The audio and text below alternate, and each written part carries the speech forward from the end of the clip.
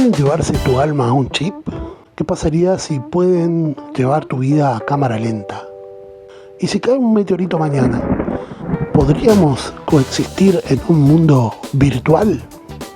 En esta segunda parte de 3 de Ciudad Permutación vamos justamente a centrarnos en la trama de la obra que pasan por todos estos interrogantes. Su trama prácticamente se forma en estos interrogantes. Así como pasa hoy en día con las versiones pagos de inteligencia artificial, aquí lo que Greg Egan en esta segunda parte lo que nos permite ver es que muchas personas al estar encadenados estar incluidos dentro de una versión pro de un sistema pueden ralentizarse de acuerdo al presupuesto mundial que exista para esa vida que está llevando ese clon.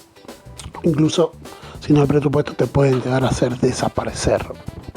Y es que acá la eternidad, la vida, la eternidad del viaje que siempre quiso el humano de vivir por siempre y no morir nunca, tiene un precio.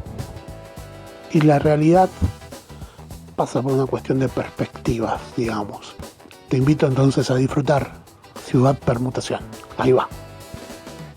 En el año 2050, la vida se ha dividido entre lo biológico y lo digital. María De Luca, una programadora fascinada por la vida artificial, dedica sus ahorros y tiempo a experimentar en el Autoverso, un universo simulado con leyes físicas y químicas simplificadas. María trabaja con la bacteria Autobacterium lamberti, intentando demostrar que la selección natural puede ocurrir en este entorno digital, mediante la manipulación de moléculas como la nutrosa y su versión modificada, la mutosa. Sin embargo, su labor se ve truncada por la Operación Mariposa, un proyecto masivo de las naciones del sudeste asiático que compra toda la potencia informática disponible en el planeta para simular y desviar tifones, dejando a miles de investigadores y copias sin recursos para ejecutarse. Mientras tanto, en una oficina virtual con vista a Frankfurt, el millonario Thomas Riemann, una copia digital de un hombre fallecido, recibe una visita inusual de Paul Durham.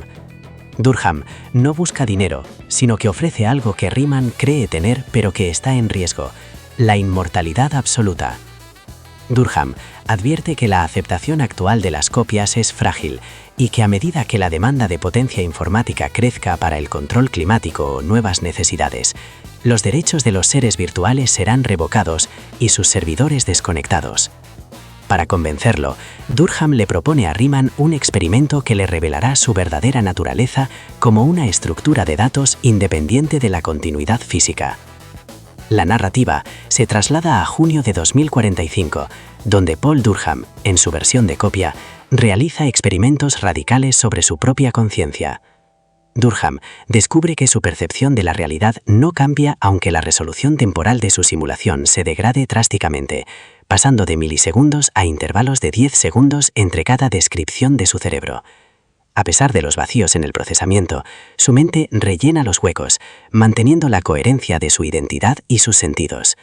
Finalmente, Durham comprende que la conciencia no es un flujo continuo generado por el hardware, sino un patrón, que puede encontrarse a sí mismo en el polvo de datos dispersos por el espacio y el tiempo. Esta revelación le permite incluso disfrutar de la música de Philip Glass con la misma emoción, a pesar de que su cerebro virtual se ejecute 17 veces más lento que el original humano. El conflicto central se establece. Mientras el mundo real lucha por recursos físicos, las copias buscan un santuario lógico, donde su existencia no dependa de cables ni procesadores, sino de la estructura misma del universo.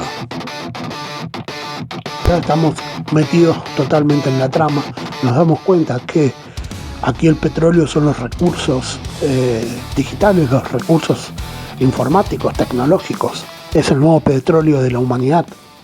Eso en su trama dibuja Greg Egan. Pero además de eso, también nos invita a pensar el rol de las aplicaciones pagas, ¿no? Solamente el que tiene mucho dinero, el que tiene dinero puede acceder a ellas. Vamos con la segunda parte. El relato profundiza en la brecha entre la percepción biológica y la digital. Paul Durham, existiendo como una copia, descubre que aunque su cerebro se ejecute 17 veces más lento que el original, su experiencia sensorial de la música de Philip Glass permanece inalterada, demostrando que la conciencia no depende de la velocidad del hardware, sino de la coherencia del patrón. En el mundo físico, María de Luca enfrenta una crisis personal y ética. Mientras discute con su pareja, Aden, sobre el impacto de la tecnología, ella sostiene que el ecosistema terrestre ya es un artefacto artificial que requiere intervención humana para sobrevivir. A pesar de la recesión y la falta de empleo, María logra un hito científico en el autoverso.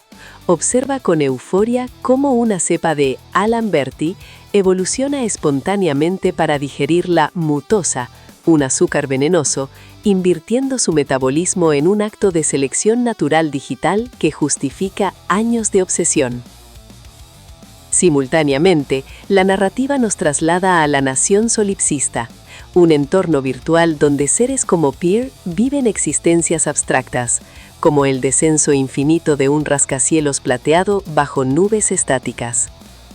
La estabilidad de este mundo se ve amenazada por la Operación Mariposa, que acapara la potencia de procesamiento global para simulaciones climáticas, dejando a las copias en un estado de suspensión forzada durante horas de tiempo real.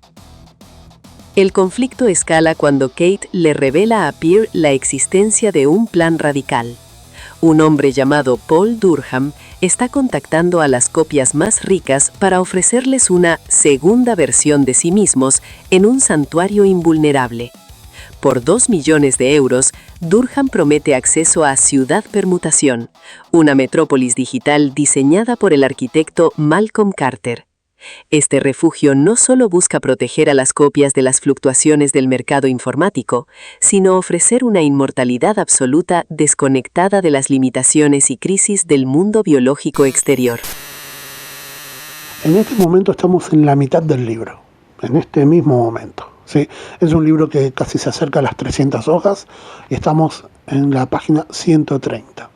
Aquí en esta parte del libro, siempre en las obras de Grete Egan aparece el aspecto metafísico, ¿no? Y lo que nos invita a replantearnos aquí Grete Egan es de cómo en algún punto él era matemático, de cómo en algún punto la matemática tiene que ver con la vida, ¿no? Porque lo que indica es que podemos encontrarnos a nosotros mismos de acuerdo a los patrones matemáticos. ¿Cómo es eso? Bueno, mírenlo. En noviembre de 2050, Paul Durham visita al millonario Thomas Riemann en su oficina virtual de Frankfurt para ofrecerle un santuario invulnerable basado en la teoría del polvo. Durham sostiene que la conciencia no es un flujo continuo generado por el hardware, sino un patrón que puede existir independientemente de la localización o la continuidad física. Para convencer a Riemann, Durham propone un experimento que revela la verdadera naturaleza de la existencia digital. La narrativa retrocede a junio de 2045, donde una copia de Durham realiza pruebas radicales sobre su propia percepción. En el experimento 1, la resolución temporal de su mente se degrada de milisegundos a intervalos de 10 segundos. Asombrosamente, su conciencia rellena los huecos, manteniendo una experiencia fluida. En el experimento 2, los estados de su cerebro se calculan en orden inverso o pseudo-aleatorio, pero su experiencia subjetiva permanece intacta, demostrando que el orden del procesamiento externo es irrelevante para el observador interno. Finalmente, en el experimento 3, su mente se divide en 1000 secciones ejecutadas en servidores distribuidos por todo el planeta. Aún así, Durham se ensambla a sí mismo desde el polvo de datos dispersos, confirmando que la coherencia es intrínseca al patrón. Mientras tanto, en el mundo físico, María de Luca enfrenta una tragedia personal. Su madre, Francesca, padece un cáncer terminal, pero se niega rotundamente a ser escaneada. Francesca considera que las copias son solo farsas o monumentos parlanchines al ego y prefiere una muerte natural antes que una imitación informática. En medio de esta crisis, Durham contacta a María para encargarle un proyecto monumental, diseñar la semilla de una biosfera en el autoverso. Durkheim busca que María cree un planeta completo, Lambert, con química simplificada, donde la vida pueda evolucionar espontáneamente, sirviendo como prueba de que un universo digital puede ser tan complejo como el real. El objetivo final es lanzar Ciudad Permutación dentro de un autómata celular, TVC, que se expanda eternamente, creando un refugio lógico que sobreviva incluso al colapso del universo físico. Aquí nos enteramos que Paul tiene un pasado oscuro vinculado a un crimen. Y también nos permite ver cómo trata de explicar cómo puede existir un mundo virtual y coexistir, si pasa alguna catástrofe en el mundo, con un mundo real. Es decir, los humanos están de alguna manera condicionados y lo que existe en realidad es una realidad virtual, ¿no? O realidades opcionales. Cuarta y última parte de esta segunda parte, vendría a ser cuarta cápsula, en donde nos adentramos al libro de Ketegan, Ciudad Permutación, y estamos llegando a los momentos más importantes, si se quiere, de la obra. Vamos a esta cuarta parte. En este segmento de la narrativa, la atención se desplaza hacia la intersección entre la culpa humana, la investigación científica y la validación de la teoría del polvo. Thomas Riemann, un millonario que vive como una copia rejuvenecida en un Frankfurt virtual, investiga el pasado de Paul Durkheim. Descubre que Durkheim fue sometido a nanocirugía cerebral en 2045, tras años de delirios en los que afirmaba ser una copia. Riemann se debate entre denunciar a Durkheim como un estafador o aceptar su oferta de santuario. La lucha de Riemann es interna y sombría.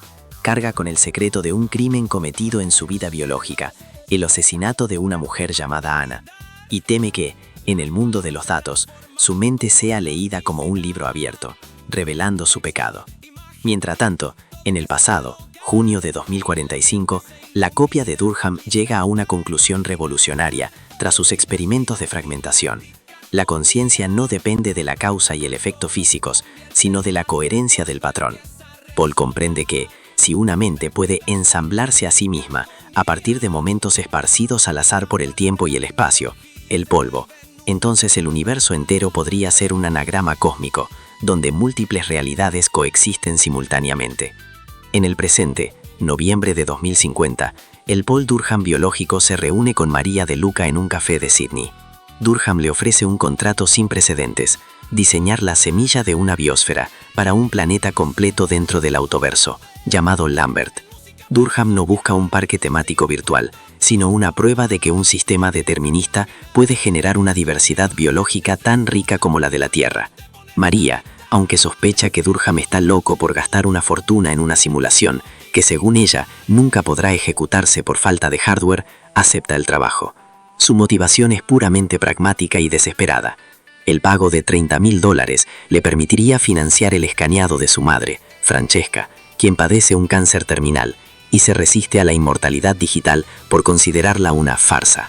El capítulo cierra con María sumergida en las notas de Durkheim, mientras la brecha entre su vida personal y el inmenso proyecto de crear un mundo digital comienza a marearla.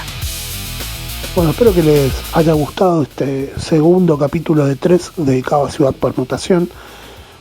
Después de esta obra estoy pensando, tengo varias obras pensadas hacerla de esta manera. La otra es Una canción para Lía, del autor R.R. Martin, sí, el mismo de Juego de Tronos, que fue llevado después a HBO. Una canción para Lía, muy buena obra, pero también tengo la idea de restablecer, de rescatar libros, por ejemplo, que han sido descatalogados, que no se venden más, que son difíciles de conseguir. Por ejemplo, Los Herederos, de un escritor paraguayo que se llama Casaccia, que no está conectado en algún punto con la inteligencia artificial, pero que sí es una obra que necesita la inteligencia artificial para digitalizarla, ¿no? De hecho, es sacar foto de sus páginas, porque no existe versión digitalizada, y esto llevarlo a texto y este texto procesarlo. Entonces hay todo un proceso, después de esto llevarlo a imagen y audio, ¿no? Como estoy haciendo con estas obras. Así que bueno, también está esa obra de Los Herederos o Una canción para Lía. Si ustedes ven que esta modalidad que llevo a cabo le quedaría bien a otra obra, por favor escríbanme en los comentarios. También pueden darle like si quieren o suscribirse. Nos vemos en el próximo capítulo acá en el canal de Ariel Cóceres. Y bueno, en el próximo capítulo estaremos ya con el desenlace final de esto que es Ciudad Permutación. Hasta pronto.